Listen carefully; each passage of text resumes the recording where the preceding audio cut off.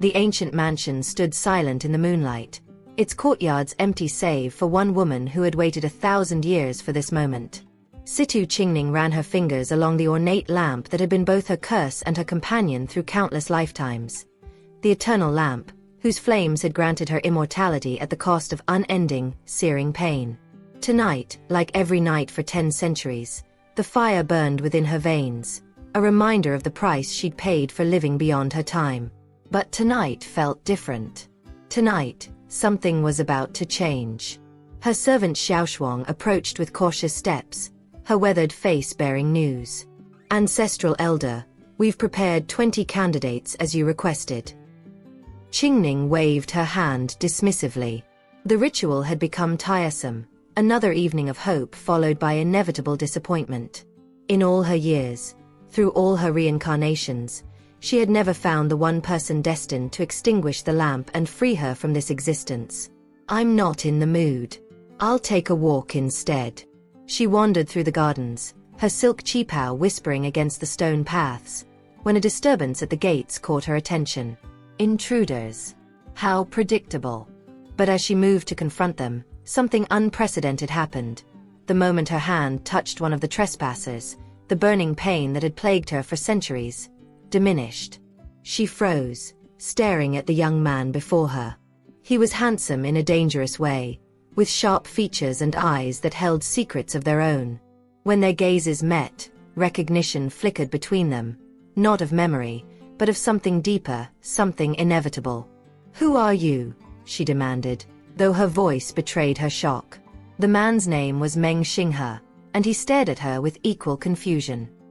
He'd broken into the Situ estate on business, not expecting to find himself face to face with a woman who seemed to materialize from legend itself.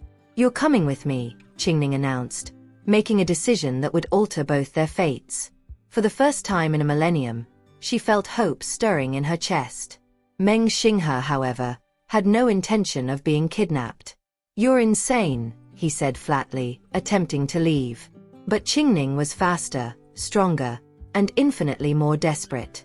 Within moments, she had him bound and transported to her private chambers, much to the horror of Xiaoshuang and the confusion of Xinghe's loyal assistant, Ah Cheng.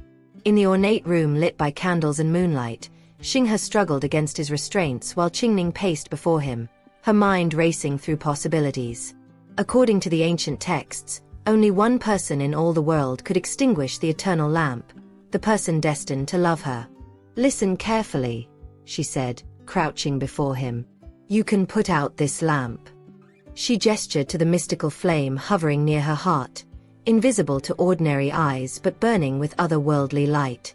You're completely mad, Xinghe replied, though he couldn't deny the strange pull he felt toward her. The only way to extinguish it, Qingning continued, ignoring his protests, is if you fall in love with me. Xinghe laughed bitterly. Fall in love with you? You've kidnapped me and tied me up like some criminal. Exactly. Qingning's expression turned calculating. According to my research, there are certain things that foster love between people. We simply need to do those things. Absolutely not. But Qingning was already formulating her plan. Fine. If you insist on tradition, then we'll do this properly. We'll have an engagement ceremony, exchange gifts, choose an auspicious date, and then have a wedding. After the wedding night, we'll be properly married, and you can extinguish the lamp. This is ridiculous, Xinghe protested. I need to return home. Tomorrow is someone's birthday. It's important. Qingning's eyes narrowed. Whose birthday? That's none of your concern. Something in his evasion triggered Qingning's suspicions, but she released him anyway. Go then. Prepare for our engagement. I'll wait for you to return and collect me. Xinghe fled the moment his bonds were loosened, convinced he'd escaped a madwoman. But as he returned to his territory in Linen City, he couldn't shake the memory of her face, or the strange warmth that had spread through his chest when she touched him. The next evening, Xinghe found himself at an elegant birthday celebration. Not an engagement party, but a gathering for Song Yiru, the daughter of the family that had adopted him as an orphan years ago. The Song family had taken him in, raised him, and made him into the powerful man he'd become. And now, the matriarch Song and her daughter Yiru treated him less like family and more like property. Xinghe, Yiru called sweetly, though her eyes held none of the warmth her voice suggested. Come here. He approached dutifully, years of obligation weighing on his shoulders. Kneel and clean my shoes, she commanded, her tone shifting to ice. Around them, the party guests pretended not to notice. This was the relationship everyone knew but never acknowledged.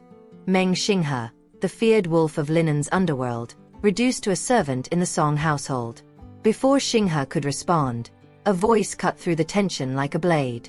How interesting. A dog performing tricks at a birthday party. Every head turned. Situ Qingning stood at the entrance, radiating power in an embroidered qipao that seemed to shimmer with its own light. Her presence commanded the room instantly. Who are you? Song Yiru demanded, fury flashing across her features. Someone who doesn't appreciate seeing her property mistreated, Qingning replied coolly, her eyes fixed on Xinghe. Your property? Yiru laughed shrilly. Meng Xinghe belongs to my family. He owes us everything. Qingning moved with supernatural speed, appearing before Yiru in an instant. He owes you nothing. And if you touch him again, you'll discover exactly what I'm capable of. The room erupted into chaos. Song Yiru, humiliated and enraged, ordered her guards to attack. But Qingning was 1,000 years old, trained in martial arts that predated the modern age, and blessed with abilities that transcended human limitations. Within moments, every guard lay unconscious, and both Yiru and her mother cowered before this mysterious woman. My name is Situ Qingning, she announced, her voice carrying to every corner of the room. Remember it well. The name sent shockwaves through the guests. The Situ family, one of Linen's oldest and most powerful clans, now fallen from grace, but rumors spoke of an ancient protector, a guardian who had watched over them for generations. Xinghe stared at her, realization dawning. This wasn't just some eccentric woman. This was something far more dangerous, far more complicated than he'd imagined. Come, little dog, Qingning said, extending her hand to him. Let's go home. For the first time in years, Meng Xinghe felt the chains of obligation loosening. He took her hand. In the days that followed, Xinghe learned the truth about Situ Qingning, or at least as much truth as she was willing to share. She was indeed the ancient guardian of the Situ clan, reincarnating every 18 years with her memories intact, bound to protect a family that had long since forgotten how to honor her sacrifice. But now, the Situ family had fallen into corruption and mediocrity. The current head, Situ Yen, and his daughter Situ Shui had become petty tyrants, using the family's waning influence to bully and exploit others. Why do you still protect them? Xinghe asked one evening as they sat in her private garden, the eternal lamp's glow casting dancing shadows across her features. I don't, Qingning admitted. Not anymore. My duty to the Situ family ended when they abandoned me as an infant in my most recent incarnation. I owe them nothing. Then why did you reveal yourself to them? Because I'm tired, Xinghe. Tired of living, tired of reincarnating, tired of carrying this curse. The Situ family's time is ending, and so is mine. Something in her voice made his chest tighten. What happens when the lamp is extinguished? She met his eyes, and for the first time, he saw vulnerability there. I die. Permanently. No more reincarnations, no more lives. Just rest. The revelation shook him. So when you asked me to fall in love with you, you were asking me to kill you. In a manner of speaking. She smiled sadly. But also to free me. There's a difference. Xinghe stood abruptly, pacing away from her. His life had been one of survival, of fighting and clawing his way up from nothing. The concept of choosing death, of seeking oblivion, it went against everything he understood. But as he looked at her, really looked at her, he began to see the weight she carried. 1,000 years of pain, of watching generations rise and fall, of loving and losing over and over again. How could anyone bear such an existence? Teach me about you, he said finally. Your story, your lives, everything. If you want me to love you, then let me know who you are. Qingning's eyes widened with surprise, then softened with something that might have been gratitude. Very well. Their courtship was unlike anything either had experienced. Qingning, who had lived through dynasties and empires, found herself enchanted by Xinghe's modern sensibilities and his unexpected tenderness. Xinghe, who had spent his life trusting no one, discovered in Qingning someone who understood the loneliness of isolation, the burden of duty. They spent days together exploring linen, evenings sharing stories of their vastly different lives. Qingning taught him about ancient poetry and traditional arts. Xinghe showed her the city she'd watched grow over centuries from a new perspective, through the eyes of someone who belonged to the present rather than the past. But their growing connection didn't go unnoticed. The Situ family, learning of the mysterious woman who claimed to be their ancient guardian, sought to exploit her power. Situ Shui, the spoiled daughter of the clan leader, became increasingly jealous and vengeful. The crisis came to a head when Situ Shui discovered Qingning's one vulnerability. On nights of the full moon, when exposed to moonlight, her powers waned, leaving her temporarily mortal. Xinghe was meeting with the Song family, attempting to finally sever his obligations to them, when he received word that Qingning had been attacked. His blood ran cold. The woman who had saved him, who had shown him what freedom felt like, was in danger. He arrived at her estate to find chaos, hired thugs surrounding her, weapons drawn, while Qingning struggled to defend herself without her usual abilities. The sight of her vulnerable, hurt, and fighting alone ignited something primal in Xinghe. He tore through her attackers like a storm, his reputation as Linen's most dangerous man well earned. When the last threat was neutralized, he rushed to her side, gathering her into his arms. "You came," she whispered, surprise and relief mingling in her voice. "Always," he promised, and realized with startling clarity that it was true. "From now on, every full moon, I'll be here. You'll never face this alone again." Qingning looked up at him, and in that moment, something shifted. The eternal lamp, which had burned unchanged for 1,000 years, flickered. Their relationship deepened after that night. Xinghe became not just Qingning's protector but her partner, her equal. He learned to navigate her world of ancient traditions and mystical forces, while she adapted to his modern sensibilities and business acumen. Together, they systematically dismantled the corrupt Situ family's remaining power. Qingning, declaring herself the true ancestral guardian, stripped Situ Yen of his authority and dissolved the family's holdings. It was liberation, not just for her, but for all those the Citus had oppressed. But as the eternal lamp's flame grew weaker, responding to the love blossoming between Qingning and Xinghe, a new problem emerged. Qingning began experiencing gaps in her memory, moments where she forgot who she was, where she came from. "It's the lamp," Xiaoshuang explained tearfully. "As it weakens, so does the magic sustaining her immortality. Her current life is becoming just a life, mortal and finite." Xinghe held Qingning as she struggled with these episodes, terror gripping him each time she looked at him without recognition. He'd finally found someone to love, someone who understood him completely, and now he was losing her piece by piece. The crisis reached its peak one evening when Qingning disappeared entirely. Xinghe searched for her frantically, mobilizing every resource at his command, but it was as if she'd vanished from existence. 3 years passed. 3 years of searching, 3 years of refusing to believe she was gone. Xinghe threw himself into work, expanding his influence until he controlled most of Linen's legitimate and underground economy. But nothing filled the void she'd left. Then, at an art exhibition, he saw a painting that stopped his heart. A night sky rendered in traditional Chinese ink, stars scattered across silk in a pattern he'd seen only once before, in Qingning's private chambers. The artist's name was Qin Ning. Xinghe tracked her down with single-minded determination. When he finally found her at a gallery opening, his breath caught. She looked exactly the same graceful bearing, the same sharp intelligence in her eyes, the same ethereal beauty. But when he approached, calling her name, she looked at him with polite confusion. "I'm sorry, do I know you?" "Qingning, it's me." "Xinghe." "My name is Qin Ning," she corrected gently. I think you have me confused with someone else.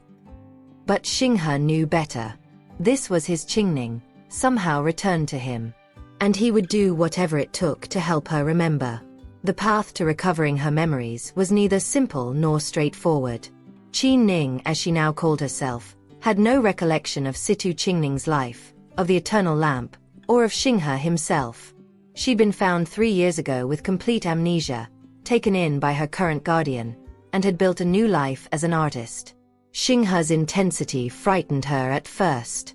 This man who claimed to know her, who looked at her with such desperate longing, seemed almost dangerous. But something about him felt familiar, like a song she'd forgotten but whose melody still haunted her dreams. He courted her as if for the first time, but with the knowledge of who she'd been. He showed her the places they'd visited together, told her stories of her past lives, brought her to the old Situ estate where Xiaoshuang still waited faithfully. And slowly, gradually, fragments began to surface. A gesture that felt instinctive, a phrase that seemed to come from nowhere, dreams of lives she'd never lived but somehow remembered. The breakthrough came when former enemies of Situ Qingning attempted to harm Qi Ning. The moment danger threatened, something in her awakened. She moved with impossible grace, defended herself with techniques no modern artist should know, and in her eyes, Xinghe glimpsed the ancient warrior he'd loved. In the aftermath, trembling and confused, Qi Ning looked at him with tears streaming down her face. "Xinghe, I'm here," he said, pulling her into his arms. "I never left." The memories returned in a flood, not all at once, but enough. She remembered the lamp, remembered her curse, remembered loving him and asking him to free her. And she understood what had happened. The eternal lamp had granted her final wish. Instead of oblivion, instead of endless reincarnation, it had given her something she'd never dared hope for, a normal life. A mortal life with the man she loved. "I don't have powers anymore," she said wonderingly. "I'm just human." "Is that so terrible?" Xinghe asked, cupping her face in his hands. She smiled, radiant and free for the first time in a millennium. "No. It's perfect." The eternal lamp was never found. Some said it had dissolved when its purpose was fulfilled. Others claimed it had been hidden away, waiting for another soul in need of its dubious blessing. But Qingning didn't care. She had what she'd sought for 1,000 years: freedom. The engagement party Xinghe had promised all those years ago finally took place, an intimate celebration with only their closest friends. Xiaoshuang wept throughout, overjoyed to see her mistress finally at peace. Even Cheng, Xinghe's perpetually stern assistant, cracked a smile. On their wedding night, in a room lit by ordinary candles rather than mystical flames, Qingning and Xinghe lay together as equals. Two people who had found each other across impossible odds, who had fought fate and won. 3 years, Xinghe murmured, tracing patterns on her skin. "I waited 3 years to have you back." "I'm sorry I forgot you," she whispered. "Don't be. You came back to me. That's all that matters." She turned in his arms, studying his face with the intensity that had first captivated him. "Promise me something. Anything. Promise me that in this lifetime, however long or short it may be, we'll make it count. No regrets, no wasted moments, no duties we don't choose." He sealed the promise with a kiss. "We have all the time in the world." And for the first time since she could remember, across all her lives, all her centuries, Situ Qingning believed it. The curse was broken, the lamp was extinguished, and ahead lay something she'd never experienced: a future. Together, they would build an empire not of obligation or ancient duty, but of choice and love. Xinghe's business acumen combined with Qingning's wisdom created a force that transformed Linen. They championed the oppressed, reformed corrupt institutions, and became legends in their own right, not as guardian and protector, but as partners. Years later, when Xiaoshuang's granddaughter asked about the old stories of the immortal ancestor, Qingning would smile and say, "She found what she was looking for. She found home." And every night, as she lay beside the man who had loved her enough to set her free, Qingning would fall asleep grateful. Not for immortality, not for power, but for the simple, profound gift of a life truly lived. The eternal flame had been extinguished at last. But in its place burned something far brighter, far more precious, the light of love freely chosen and fully embraced, illuminating all their days ahead.